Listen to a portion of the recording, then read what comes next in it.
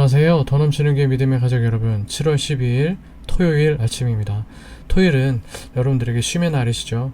쉬면서 육체적으로도 회복하고 또 새 힘을 얻는 날이 이 토요일 아침인데, 이 토요일 아침 말씀의 자리에 나온 여러분들에게 하나님께서 푸른 초장, 쉴만한 물가에서 누릴 수 있는 쉼과 또 독수리의 날개침 올라간 같은 새 힘을 부어주시는 이 귀한 시간들 되시기를 주님 안에서 축복해 드리겠습니다.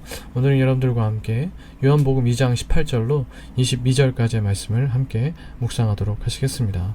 오늘은 좀 같이 이 말씀을 같이 읽어보았으면 좋겠습니다. 유튜브 밑에 보시면 제가 성경 본문을 매일 넣어드리고 있는데 함께 보시면서 이 말씀 합독하도록 하시겠습니다. 시작. 이에 유대인들이 대답하여 예수께 말하기를 네가 이런 일을 행하니 무슨 표적을 우리에게 보이겠느냐? 예수께서 대답하여 이르시되 너희가 이 성전을 헐라 내가 사흘 동안에 일으키리라.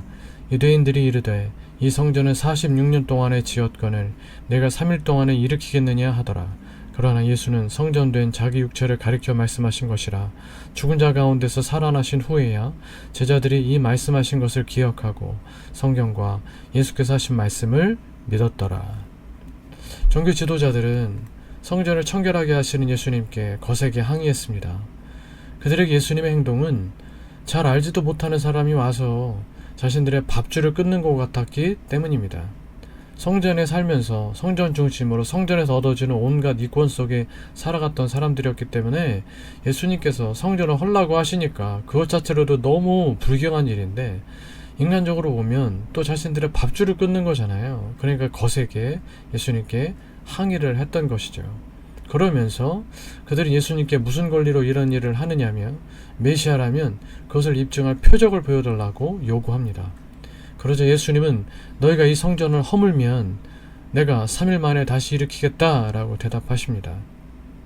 또 종교 지도자들은 46년 동안 지은 성전을 너가 어떻게 3일 만에 일으키겠느냐라면 또 따져 묻습니다. 참고로 지금 이 성전은 헤롯이 유대인들의 환심을 얻기 위해 지은 성전이었습니다. 3차 성전이라고도 합니다. 첫 성전은 솔로몬 성전이었고요.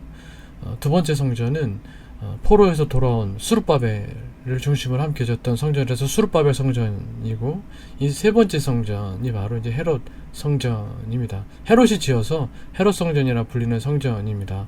그 크기와 위용이 앞선 두 성전을 압도했다라고 알려져 있습니다. 이 성전도 AD 70년경 로마의 티투스 장군에 의해서 완전히 무너져 오늘에 이르게 됩니다. 그런데 이제 다행인지 불행인지 그 당시 다 무너지지는 않고 이 헤롯 성전 서쪽 벽의 일부가 남았는데, 그것이 지금도 예루살렘에 가면 있는 통곡의 벽입니다. 저도 아직 실제로는 못 봤습니다. 사진으로만 여러분들이 찾아보시면 보실 수가 있습니다. 언제 한번 우리 같이 성지순례에 가서 한번 그 벽을 이렇게 만져보고 싶은 마음이 드네요.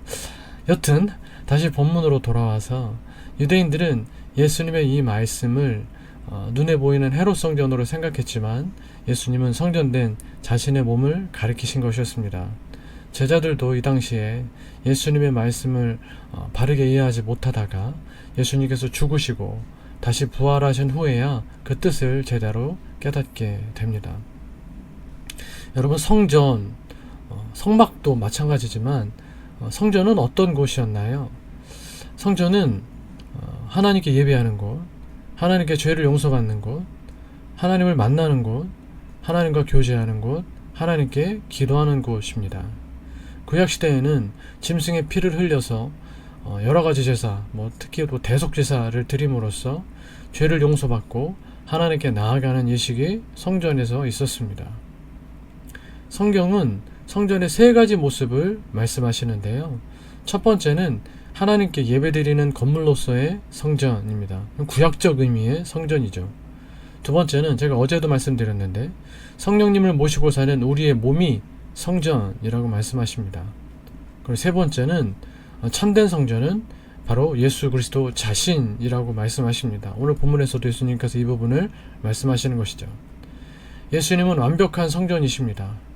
죄인인 우리가 하나님을 만나고 또 용서받고 예배를 통해 하나님과 교제할 수 있게 해주시는 유일한 터전, 유일한 중보자가 바로 예수 그리스도이시기 때문에 예수님이 진정한 성전 되시는 것입니다. 인간이 손으로 지은 건물보다 그 어떤 제도보다 가장 완벽하게 하나님을 만나 하나님과 하나 될 수 있게 하시는 분이 바로 예수님이십니다.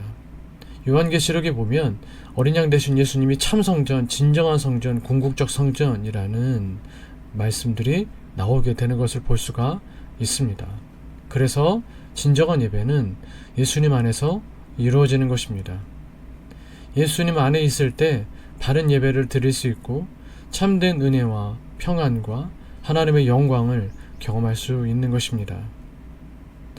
예수님은 우리의 참된 성전이십니다. 예수님은 우리에게 예배의 기쁨을 주시고 하나님을 아버지라 부를 수 있게 하여 주셨습니다. 그리고 우리에게 영원한 생명의 길도 열어주셨습니다.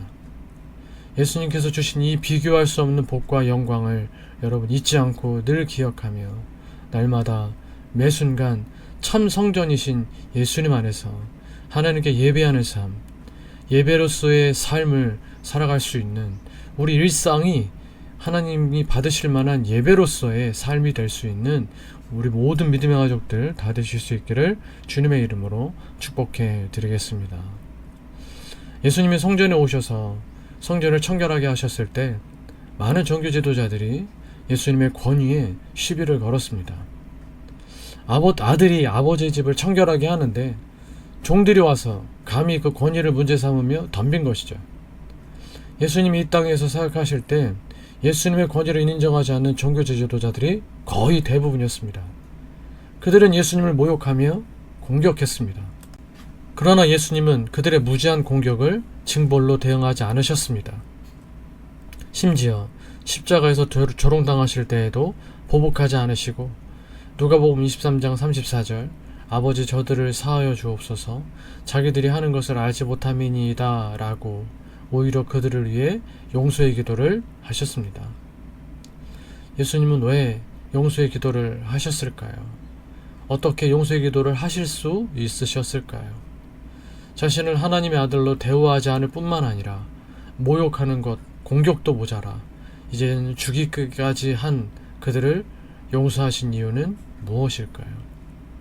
마태복음 11장 29절에 보면 예수님께서 자신의 성품에 대해서 두 가지를 말씀하시는 장면이 나오는데 나는 마음이 온유하고 겸손하다 하는 것입니다. 예수님의 성품이 온유하고 겸손하시기 때문입니다. 겸손은 자신을 낮추는 태도로서 내면의 성숙함을 나타냅니다. 내면의 겸손이 외면으로 나타나는 모습이 온유라고 할 수 있습니다. 이렇게 겸손과 온유는 동전의 양면처럼 같은 의미이며 예수님을 대표하는 성품입니다. 사람 몸을 입으시고 이 땅에 오신 예수님의 그 성품을 나타내는 대표적 성품이 겸손과 온유인 것입니다.